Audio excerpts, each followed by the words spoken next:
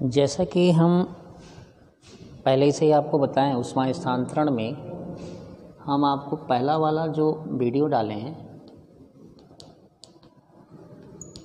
ऊष्मा स्थानांतरण पाठ का लेसन ये 6 है, ठीक है। फिजिक्स का सेकंड पेपर है ये। उसमें हम आपको पहले से बता चुके हैं कि स्थानांतरण क्या है।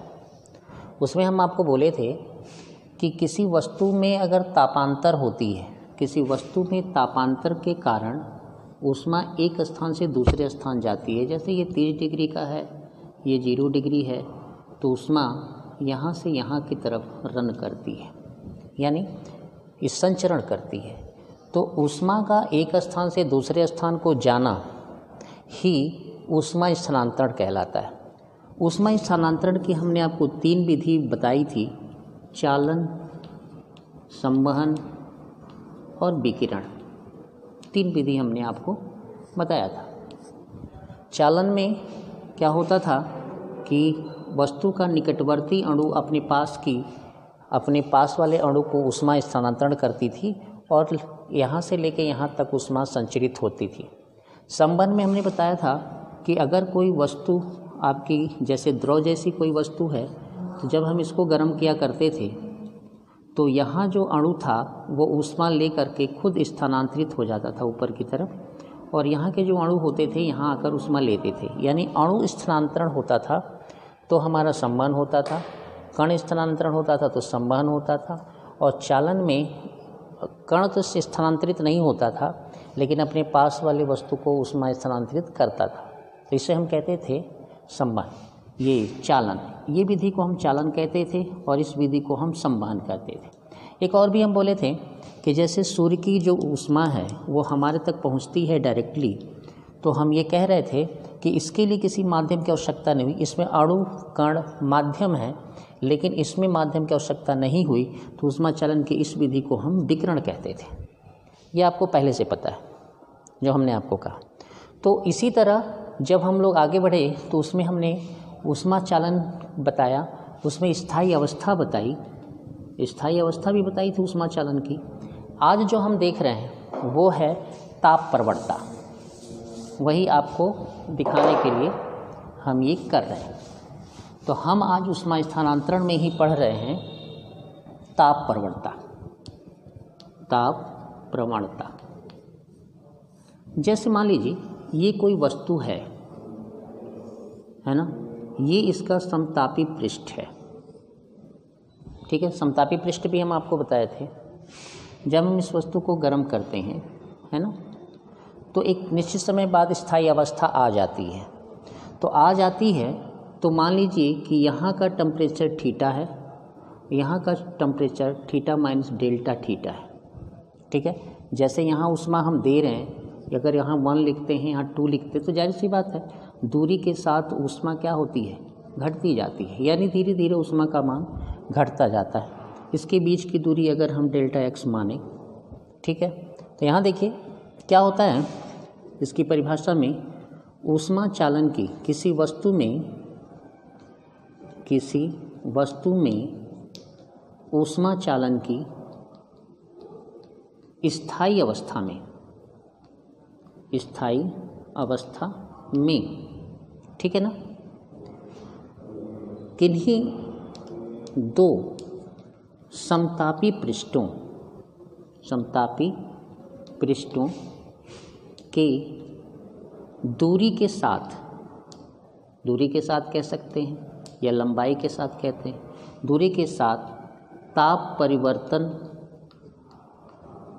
को हम ताप प्रवणता कहते हैं। क्या मतलब निकला? जैसे हम इस फोटो में देख रहे हैं, तो ताप प्रवणता जो होगी, वो क्या हो जाएगी कि इस ऊष्मा में से इस ऊष्मा को अगर हम घटाते हैं, डेल्टा थीटा ये कर लें और इसके बीच की दूरी हम क्या लिख लें, डेल्टा x, तो हमको मिलेगा ताप प्रवणता delta theta by delta x, ये होगी ताप प्रवणता, ठीक है। ये आपका सूत्र आ गया। ये क्लियर समझ में आ गया।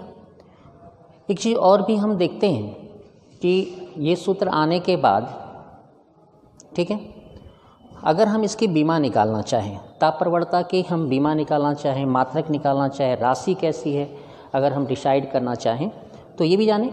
तो एक चीज़ याद रखा जाता है कि ताप प्रवणता का जो मात्रक आएगा, मात्रक यहाँ देखिए, ये आपका डिग्री सेंटीग्रेड है और ये आपकी दूरी है, तो हम लिख सकते हैं प्रति डिग्री सेंटीग्रेड मीटर, ये हो गई इसका मात्रक। अगर हम इसी का बीमा निकालना चाहते हैं, बीमा, तो बीमा में ये टेम्परेचर है और ये दूरी है, तो हम थीटा बाई टी एल कर सकते हैं, तो हम इसको कर लेंगे L-1 थीटा। ये बीमा हो गई ताप प्रवणता की। दूसरी बात, ताप प्रवणता खुद में सदिश राशि होती है। ताप प्रवणता जो होती है वो सदिश राशि है, ठीक है। कैसी राशि है? सदिश। सदिश है तो इसकी दिशा भी होगी, तो याद रखिएगा जो इसकी दिशा होती है ऊष्मा संचरण की दिशा की विपरीत दिशा, यानी जिधर ऊष्मा संचरण हो रही है, जैसे ऊष्मा इसमें इधर संचरण हो रही है तो ताप प्रवणता इधर आएगी, संचरण दिशा के विपरीत होती है, ऐसा लिख देते। ये समझ में आ गया? ये ताप प्रवणता था। ताप प्रवणता हम आपसे फिर से कह दे रहे हैं कि किसी वस्तु के ऊष्मा चालन की स्थायी अवस्था में किन्हीं दो समतापी पृष्ठों की दूरी के साथ ताप परिवर्तन को ताप प्रवणता कहते हैं, ठीक है। स्थायी अवस्था होने के बाद ही हम इसको काउंट करते हैं। ताप प्रवणता में हमने दिखाया है कि ये जैसे यहाँ का टेम्परेचर है तो इसके टेम्परेचर में इसके टेम्परेचर को घटाएंगे, क्योंकि दूसरे में से पहले को घटाया जाता है, तो हमारा ऐसे आएगा और ये माइनस में आएगा। माइनस ये शो करता है कि हम दूरी के साथ ताप क्या होती है? घटती है। ये क्लियर हो गया आपको? अब थोड़ा सा एक और चीज़ हम देखते हैं।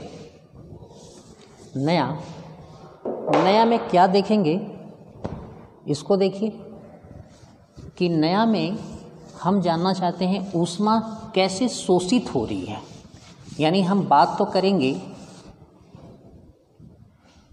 ऊष्मा चालकता गुणांक हम पढ़ना चाहते हैं। चालकता गुणांक ये इंटरनल प्रॉपर्टीज है उन वस्तुओं का जिसमें ऊष्मा संचरण को हम देखना चाहते हैं या बताना चाहते हैं। तो इसमें एक चीज़ आपको समझनी पड़ेगी, छोटी सी चीज़ है, शायद आपको समझ में आ जाए ठीक से। जैसे कि अगर मान लीजिए कि ये हमारी वस्तु है, ठीक है, ए पृष्ठ क्षेत्रफल की है, डेल्टा एल लंबाई की है, यहाँ का टेम्परेचर अगर हम गर्म करते हैं, यहाँ का टेम्परेचर ये है। अगर हम यहाँ से गर्म करते हैं तो सिंपल सी वे में जाएगी कि θ1 बड़ा होगा θ2 से। यानी हम ये कहें कि यदि कोई वस्तु L लंबाई की है, A पृष्ठ क्षेत्रफल है, पृष्ठ क्षेत्रफल की है ना, और उनके सिरों का ताप क्रमशः θ1 तथा θ2 है, और हम ये भी लिख दें कि θ1 बड़ा है θ2 से, यानी डिफरेंस बिटवीन अगर हम करें तो θ2 माइनस θ1 जो आएगा वो डेल्टा थीटा हम लिख सकते हैं। तो इसमें हम एक चीज़ और बता रहे हैं आपको। तो अब इसकी कंडीशन हम कैसे फॉलो करते हैं? तो देखिए, जो भी ऊष्मा शोषित होगी, यहाँ से जो ऊष्मा शोषित होने की जो मात्रा होगी, ये जो हम गर्म कर रहे हैं, तो ये ऊष्मा जो शोषण है ये निर्भर करेगा उसके पृष्ठ क्षेत्रफल पर, अनुक्रमानुपाती। दूसरी बात, लंबाई जो आप देख रहे हैं, लंबाई के क्या होगा? लंबाई के होगा व्युत्क्रमानुपाती, यानी लंबाई बढ़ेगी तो ऊष्मा शोषण क्या होगा? ऊष्मा की मात्रा क्या होगी? कम होती जाएगी। जैसे लंबी छड़ ले लेंगे तो पूरा टेम्परेचर इतने दूर में तो आएगा नहीं। उसके बाद जो ताप परिवर्तन है या ताप प्रवणता कह लीजिए, ताप प्रवणता पे निर्भर करेगी, या इसी को आप ताप प्रवणता ही कर लीजिए, दोनों एक साथ आ जाएगी, यानी डेल्टा थीटा बाई एल कर सकते हैं। ठीक है। दूसरी बात कि टेम्परेचर कितना चेंज हो रहा है, यानी कितना टेम्परेचर इसका बदल रहा है, उस पर भी निर्भर करेगी।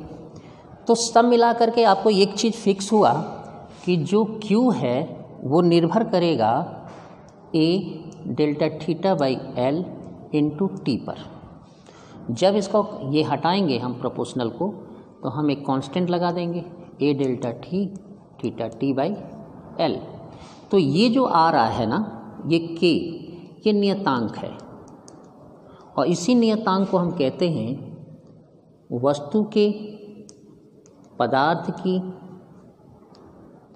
ऊष्मा चालकता गुणांक, इसी को कहते हैं।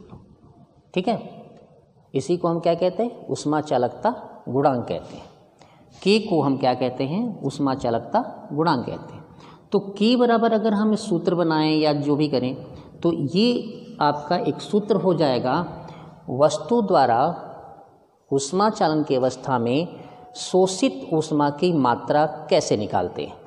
इसमें आपको टी समझ में आ गया होगा कि ये ताप है, आप लिख सकते हैं यहाँ पे, यहीं बनाना चाहे बना लें। तो वस्तु का ताप वृद्धि ताप टी है या ताप परिवर्तन टी है, दोनों ले सकते हैं आप। डेल्टा टी का भी यूज कर सकते हैं और वैसे भी ले सकते हैं, या एक काम और भी कर सकते हैं। ये ताप तो हम आपको दिखाई दिए थे, ये समय है दरअसल, ये टी क्या है? समय है। समय के साथ क्या ले सकते हैं, यानी टी इसमें क्या है? आपका समय है। उस पर गलती हो गई थी, ये आपका समय है। तो फिर से एक बार हम लोग देख लेते हैं। किसी चालक में ऊष्मा जो शोषित होती है उसकी मात्रा उसके अनुप्रस्थ पृष्ठ क्षेत्रफल के अनुक्रमानुपाती, उनके सिरों के ताप प्रवणता के अनुक्रमानुपाती, समय के आपके अनुक्रमानुपाती। ठीक है। तो अगर ये पूरे को हम जोड़ेंगे तो हमारा ऐसा कंडीशन बनेगा। ठीक है। तो ये आपका कि इसमें जो आया है ऊष्मा चालकता गुणांक है। अगर हम कहें कि इसकी परिभाषा दें ऊष्मा चालकता गुणांक की, तो हम कैसे देंगे, तो वो आप एक बार देख लीजिए। देखिए, जैसे हम ये जो सूत्र यूज कर रहे हैं कि a delta theta by delta L कह लीजिए टी, हम ये कहें कि डेल्टा थीटा यानी ताप प्रवणता जो हम कह दें 1 डिग्री प्रति सेकेंड प्रति मीटर, या ऐसे कहें कि यल 1 मीटर ले लें, डेल्टा थीटा को 1 डिग्री सेंटीग्रेड करें, टी को 1 सेकेंड करें, ए को 1 मीटर स्क्वायर करें, तो हमारा ये दोनों मान क्यू बराबर क्या हो जाएगा? के। अब इसी से हम परिभाषा बना लेंगे ऊष्मा चालकता गुणांक की। तो के की परिभाषा अगर हम निकालें तो क्या निकालेंगे? तो हम निकाल सकते हैं कि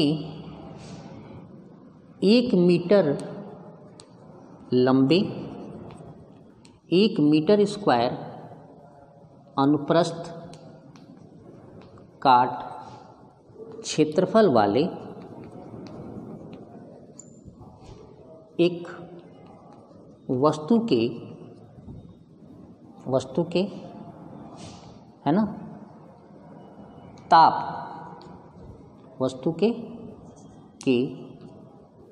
ताप में 1 डिग्री सेंटीग्रेड या एक ताप में 1 डिग्री सेंटीग्रेड वृद्धि करने के लिए, वृद्धि 1 सेकेंड में कराने पर, है ना।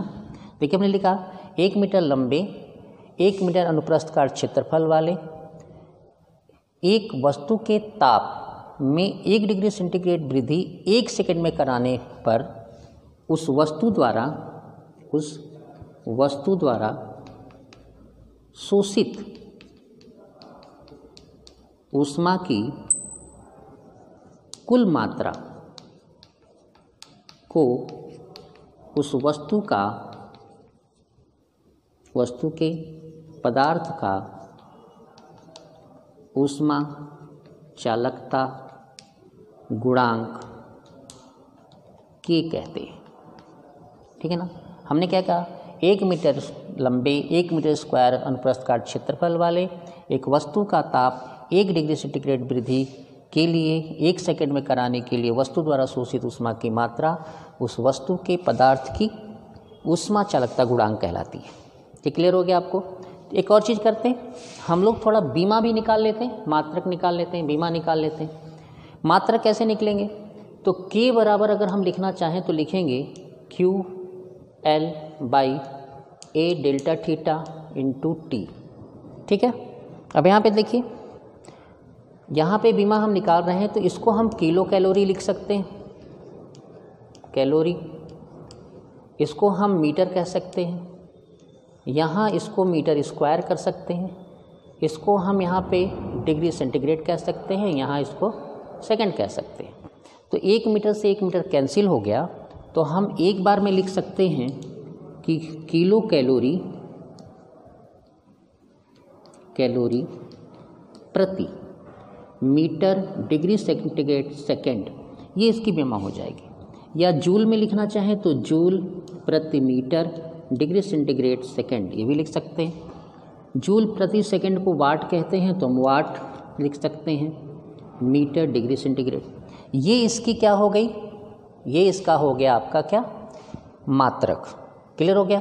अब बीमा शो करना चाहें तो बीमा किसी से भी निकाल सकते हैं, जैसे यहाँ ही बीमा निकाल रहे हो मैदी, तो जूल की बीमा क्या लेते हैं, mL/T-2 यानी कार्य की बीमा। मीटर हो गया L, टेम्परेचर हो गया थीटा, समय हो गया वो समय हो गया T। अब इसी को आप सेट कर सकते हैं, जैसे M हो गया, इसमें से एक कम हो जाएगा L हो गया, ये ऊपर चला जाएगा T-3 हो गया, थीटा -1, यानी ऊष्मा चालकता गुणांक की बीमा mL/T-3 थीटा-1 होगी। और इसके मात्रक होंगे किलो कैलोरी प्रति metre degree centigrade second. Joule में लिखेंगे तो जूल प्रति मीटर डिग्री सेंटीग्रेड सेकंड, और वाट में लिखेंगे तो वाट प्रति मीटर डिग्री सेंटीग्रेड। तो ये आपकी ऊष्मा चालकता गुणांक हो गई आपकी। एक और चीज़ जानते हैं, ऊष्मा प्रवाह दर, आपका एक नया टॉपिक दे रहे हैं हम, ऊष्मा प्रवाह दर। ऊष्मा प्रवाह दर का मीनिंग ये हुआ कि ऊष्मा बटे समय, है ना। ऊष्मा बटे क्या लिखेंगे, समय। जैसे चालक हमारा वही रहा, ठीक है, A का